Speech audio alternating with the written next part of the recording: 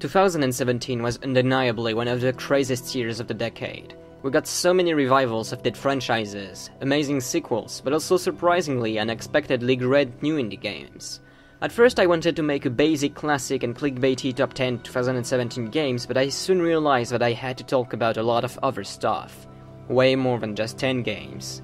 This video will be divided into two parts. The first one being Honourable mentions are simply games ideas that I appreciate, or games that I don't necessarily feel like spending hours explaining, or most of the time, simply because some have already been analyzed from point A to Z already. And as usual, my goal is to motivate you to play stuff you might have missed instead of stuff everyone has heard about already. And the second part will be about my 10 most favorite games of the year. You ready? Then let's go. Snake Pass is probably the only 2017 game I didn't really enjoy. But that's on a personal level. I don't think this game is awful, far from it. Snake Pass is a game where you play as a cute old little snake alongside his useless bird friend, and works like a classic collectathon. However, here, jumping is out of the question.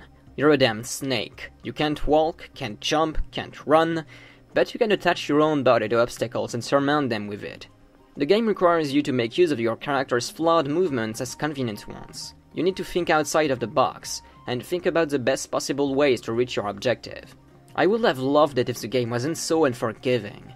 Most people found the game really frustrating, and as far as I can enjoy some of its ideas, Snake Pass is for the most part more obnoxious than fun. And that's a real shame, because if they would have simply implemented an easy mode or more checkpoints, I wouldn't be so unhappy with it. But it's still a really interesting idea, and having the player thinking like a snake is a good way to create a fresh design based on movement. You've probably heard of the Werewolves of Miller's Hollow. It's a simple yet complex board and role-playing game where you play as either a hunter or the hunted.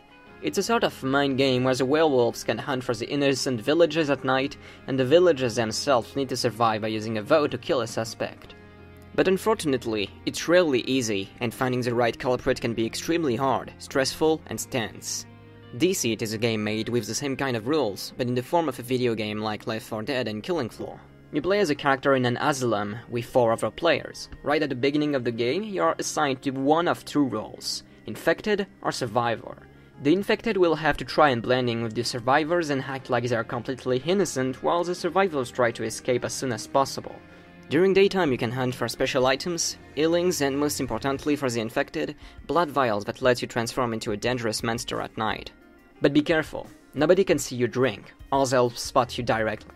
And if they do, it's hard to come up with an actual good excuse. But you could always pin the guilt on someone else, and there's a lot of mind game going on, and it really helps to build an extreme tension. You have to be very careful with your one and only ally that you can talk to in a private chat, and choose your victims very carefully, while trying your best to not be suspected of being infected. You need to work in the shadows, so that your guilt isn't apparent to others. It might sound really complicated, but really, it's simple.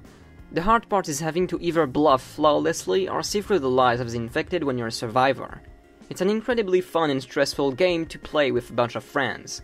Deceit has got me yelling and screaming for my life as an innocent, or laughing maniacally after executing a flawless plan as an infected. The game is free and in sort of early access phase on Steam right now, and it's getting better and better by the day, so get yourself a group of 5 friends and have fun.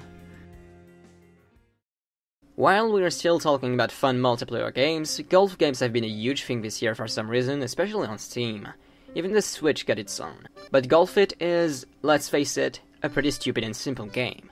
There are only 2 inputs required for you to play.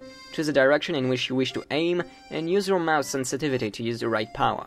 That's it. That's Golf It.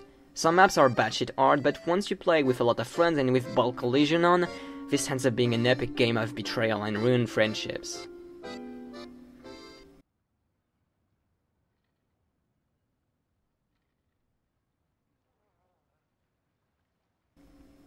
This game is bullshit. You play this dude with hammer in some cauldron and you have to propel yourself to climb trash. That's it. Oh, and of course it's not that easy, considering it's made by the same sick kind of monster that came up with Co-op.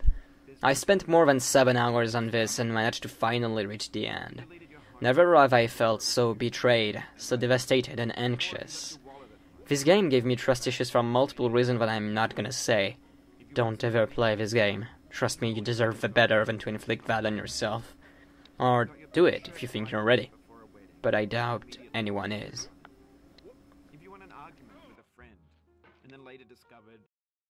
Berserk and the Band of the Hawk is a game adaptation of the Berserk manga, from its beginning until the end of the Millennium Falcon arc. It's a Musou game, which means that the entire game is simply button mashing most of the time. It was my first time playing one, and I didn't expect much, but I had a generally alright time. The game loses its substance after spamming square for the trillionth time, but I just saw it as some brain-dead button mash anime, and I ended up playing it through the end. You can play as Guts, Casca, Griffith, and others that I won't spoil. But I didn't end up playing with a lot of different characters. Well, first of all, because the game didn't let me before I finished it, but I just love playing as Guts. His sword really feels like a huge chunk of iron, and slashing through hundreds of soldiers and monsters just feels gratuitous and stupidly fun. The game is pretty awful in its environments most of the time, but the characters' models are pretty fine. Honestly, it's not the worst game out here if you're looking for something related to Berserk. The game is surprisingly faithful to the manga, and they even included a lot of cutscenes from the movies in the game. Not the best tribute, but not a terrible one. It just kinda plays itself. Splasher is a French indie game made by Splash Team. The game is really similar to a mix of Super Meat Boy and Dust Force, but on bigger and more ambitious level. You can jump, wall jump, and most importantly, spread liquid on surfaces and enemies. You can use multiple types of liquids to either push enemies, attach yourself onto the walls, bounce off the walls, rinse off the annoying mud and other types of obstacles, and much more. This mechanic makes the game much more fresh and original than the usual 2D platformers you usually see, and there's tons of ways to go through the level as you're free to experiment with the controls and level design. You can take your time and take it step by step, or just blast full speed ahead, switching between your liquid types to feel like a pro player. The game is fairly difficult but never unfair. I'm not the biggest fan of the artistic direction, but it's pretty cute and everything is readable, and the music is funky. It's a pretty fun little game if you're looking for a recent 2D platformer. As you might know by now, I've never been a PlayStation kid. So when they announced the Wipeout HD collection, I knew I was ready to get this thing. Wipeout Omega collection is a compilation on PS4 containing Wipeout 2048 from the Vita and Wipeout HD, but the game doesn't really work like a classic pick your game menu. Omega is pretty much its own game. Instead, you can directly pick your stages from totally different games with no loading time. The game engine is fairly similar for both games, but they have their own in-game UI. I've never really played any futuristic racers, and I've even missed out on F-Zero GX and X, and I had a blast. At the same time really classic and simple to control, yet extremely complex at its core. The sensation of speed is real, and though drifting and dealing with curves can be annoying, it's adrenaline pumping and some tracks are really good. Once I got the hang of it, I played it for hours, and that is just by playing solo. I haven't tried the online yet, but it's probably either dead or only played by pros, which is a shame for me. But it's a nice game to pick out from the shelf when you're looking for something different with a friend. Wonderboy The Dragon's Trap is a magnificent remake. Every pixel, every sprite feels like it's been fleshed out and created by passionate, talented people who poured their blood and soul into their paintings. You can feel their adoration for the original game and their will to make something that really gets as close as possible to what has already been created. Perhaps a bit too much sometimes. And that's my biggest issue with Dragon's Trap. The game is almost absolutely identical to the original game and level design. A pretty okay and solid level design, yes, but to a copy and paste level of likeness. It's not exempt from faults, and the game sometimes clearly needs some shortcuts. For example, there's a castle that you need to reach at one point, and to get to this already pretty lengthy and difficult level, you need to pass through an underground tunnel that takes more than 5 minutes to go through. And the fun part is that if you die during this, you go back all the way to the start of the village and go through it all again. Note that you can't change your difficulty once you've started the game too. This part almost made me lose my mind and quit the game, but I endured it. It's clearly something that I don't really get, considering the rest of the game is really not so challenging, and adding checkpoints, at least optional, couldn't have been a bad idea. But Dragon's Trap really insists on trying to look exactly like the original game, and doesn't really give you much new content aside from fresh and wonderful graphics, and soundtracks and a new female playable character. But other than that, Dragon's Trap really is a cute game to be played just for the sake of seeing how far games have come. I really hope Lizard Cube are gonna make something that they entirely crafted from scratch. I'm sure they're able to apply the same level of quality into something that is truly unique. Necrodancer Amplified was the first game I tried out in 2017. It is an expansion pack for Crypt of the Necrodancer, adding a ridiculous amount of new content, including a brand new zone with its own mechanics as well as a new character, tons of new items, familiars, and if you're wondering if it's worthwhile to buy, it definitely is. And heck, I'm only talking about the early access version, as I haven't tried out the finished build yet. But the new zone is crazy and has by far my favorite tracks from the game. So go get it and spend even more hours on this kick-ass game. Nex Machina is a run-and-gun slash shoot-'em-up by Housemarque, the creators of Resogun. The cyberpunk aesthetic and synthwave was enough for me to be interested in it, but I ended up staying for even more than that. The game is meant to be played like a 1 hour long arcade game with a huge emphasis on scoring. You can dash, use your special, and have plenty of different types of abilities, which makes the game really fun once you get to know how it all works. The difficulties choice is really good too. On easy mode you've got unlimited lives, on normal 99, hard 10, and on very hard only 5. The enemies change their shooting patterns as well, which gives it a real difficulty change that doesn't feel artificial. And since it's a game meant to be played multiple times, it's a really important step. The challenge is fairly balanced and fun until you lose one of your power-ups, then two, and end up with nothing. In the later stage, this is absolutely deadly. You barely do any damage and you have next to no protection. You end up in situations that are sometimes even mathematically way too hard to get out of, until you get power-ups again and can actually play the game, which is unfortunate. Other than that, it's an extremely fun and adrenaline-charged twin-stick shooter, and it's a shame we don't get to see many like those anymore. The first Nidhogg game was as simple as can be. Classic Atari graphics, funky music, simple controls. From those very basic and simple controls, you learn how to experiment with them to kick the butt of your opponent in a saber duel. You can throw your blade, punch your opponents, kick them off a cliff, and you have plenty of opportunity. The game was fast-paced, psychedelic, and extremely tense, so when Nidhogg 2 was announced last year, most people were skeptical. The game jumped from this to this. The game dropped its minimalistic art direction for an almost over-the-top one. Your character is now customizable, your limbs move in a goofy way, and there's an overwhelming amount of color on the screen. But once you actually play the game, you understand what the creators were aiming for. Everything is meant to be so weird-looking and disturbing. The amount of detail in the environment is absolutely insane, and the cartoonesque look of the title ends up being completely understandable. You end up growing fond of its awkward animations and flashy colors. The game appears way less intimidating, but at the same time much more creepy, which weirdly fits with the tone of the sequel. My biggest complaint from the first game has been insert 2. There's actually more than 5 stages. They almost multiplied the number by 3, and this makes for a way more varied and fun experience. The new weapons have their own positive and negative qualities, and this adds more tension to the battles, because there's way more room for even more strategies than before. The soundtrack just enhances this constant feel of insanity. If you haven't bought the first game yet and are looking for a fresh and intense one-on-one versus fighting game, look no further. Nidhogg 2 will take gladly this place. Nioh was one of the games I spent the most time on in 2017. It's a mix between Dark Souls mechanics and combat, but more fast-paced with a touch of Team Ninja in a dark Edo era setting. I really enjoy the combat system and how fast it can actually be while keeping a good balance between keeping a steady defense and a forceful attack and speed. Nioh is extremely demanding and time-consuming, which I found really exhausting but also pretty immersive. The game is really pretty, some bosses were pretty memorable, and the story lore can go really deep if you make an effort to investigate it even deeper.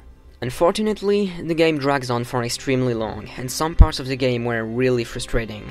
The overwhelming amount of armor and weapon drop gets really messy after some time, and you end up spending hours simply sorting your inventory out. Maybe this just isn't the kind of game for me, but I still managed to enjoy my time and finish a Soulsborne for the second time of my life, which is good enough. It's like I can't manage to feel proud whenever I achieve something, and in a game like this it's an important asset. Don't blame the game, blame the player. Spectre of Torment was crazy from beginning to end, and is by far my favorite campaign in the Shovel Knight series. Yacht Club understood what they needed to do, and that was to revisit and completely modify the original level design to fit your character. Which means that the environments are similar to Shovel and Plague, but with more emphasis on Spectre's explosive moves. That makes this DLC not a simple replay with a different character, but an entirely different game experience, and that was a bold and daring move that I love. Spectre appears kinda slow at first, but is extremely powerful and has his own skill set. I won't spoil the new skills, but they're by far the most fun to play around with. and I found myself actually enjoying varying the way I play just because it's fun to experiment with all that. Even the soundtrack is different and you can choose your stages at your leisure, just like a Mega Man game, which is a change from the imposed linearity of the first two games.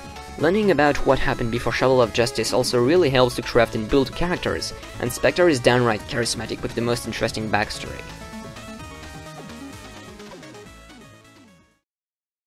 Do I really have to present Cuphead? Nah, Cuphead was fun. I haven't finished it yet and did 50% of the game since I'm waiting to replay it with someone else to see how good the two-player mode is. It's an excellent and solid boss rush that plays like a run and gun with an interesting and optional parry system. The game looks and feels absolutely stunning. I want to pause the game just to admire every frame of everything displayed on screen because it's so gorgeous. Ironically enough, I found the actual run and gun stages absolutely awful. I found them long, tedious, and absolutely not necessary and way too challenging considering there's no checkpoints at all. The gameplay is simply not fit to work in such a way, and that's a shame because the actual bosses are all unique and interesting in their own way. Good things aren't that many and some are even skippable, and I can't wait to replay it. I'm one of those guys that despise Fire Emblem Awakening and Fates. I mean, I'm glad they're actually playable for once and even more fast-paced and with an even more amazing soundtrack, but I always hated the characters, the stories, the atmosphere. But not only does Fire Emblem Echoes finally have a more charming character design, the story could also be on par with that of Radiant Dawn. It takes every innovations of the recent entries and mixes them up with the classic Fire Emblem games we already know to make something even better than both of them. Full dub, better crafted dialogues, more options, more linearity, a more engaging story, all of these elements accumulate to not only make a great remake, but an excellent standalone entry, and one of the best things to ever happen to this series. The turn wheel system. I've always thought the casual Phoenix mode was irrelevant and a bad way to approach a more accessible game difficulty. The turn wheel system is something that should have been in every Fire Emblem games from the beginning. You can go back in time, which means that if a unit dies, you don't have to reset and redo 20 minutes of gameplay. Just a few minutes. You can't abuse it, of course, it's limited, which means that you've still gotta be careful. I like the permadeath system. It forces you to be very careful, but it also implies that you shouldn't take risks, because you might die at any moment. So the main strategy in every game just involves being defensive and wasting 50 turns doing nothing but advancing slowly and steadily. But with this new system, the challenge is kept alive, and you're able to take risks and feel rewarded when you do it right. Fire Emblem was always either too hard or too easy for me, and Echoes is the only Fire Emblem game I've played where it felt actually balanced. Radiant Dawn had a system where you could save and load a save at any point on the map, and I also enjoyed this one much more than the others, though it's still hardcore as shit. Forgiving, but challenging. This is how every game should be in my book, and this game finally raised my hopes up for another good and ambitious console entry in the series. Just give me a Fire Emblem Switch without Kozaki, an involving story and moving characters and a real feel of war, and we'll have the best game ever. The only reason Puyo Puyo Tetris is not in the next video is simply because I don't have much to say about it. Never have I been this addicted to such a simple game. Puyo Puyo Tetris is the ultimate compilation of my two favorite puzzle games, Puyo Puyo and Tetris. There are many different modes. You can play simple survival or one-on-one versus modes of Tetris and Puyo respectively. I'll play the perfect swap mode, which means that every 30 seconds or so, the table shifts and swaps around to jump from Puyo Puyo to Tetris or Tetris to Puyo Puyo. This can sound very complicated or overwhelming, but it's actually really simple. You can simply try to do as many lands or chains as you would in a normal mode, but you could also make use of the other mode running in the background to make even bigger combos. There's a lot of ways to approach the game, and surely there's at least one mode that you'll be able to love. At the same time really accessible and competitive, this is not a game to be missed if you own a Switch or PS4.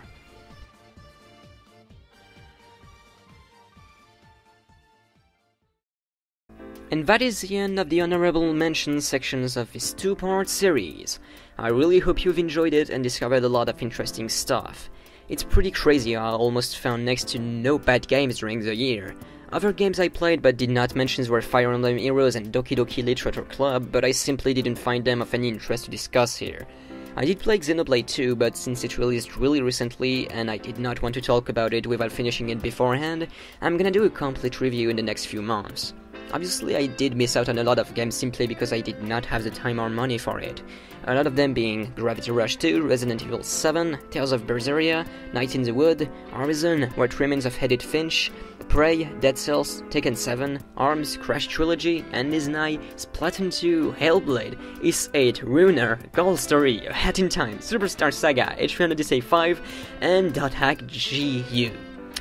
That's a lot actually, but I really hope I can play most of these soon. A huge thank you to Amy for proofreading my Titanic nonsense. I'll see you in New Year's video for my 10 most favorites, if I finish it before this deadline, oh my god.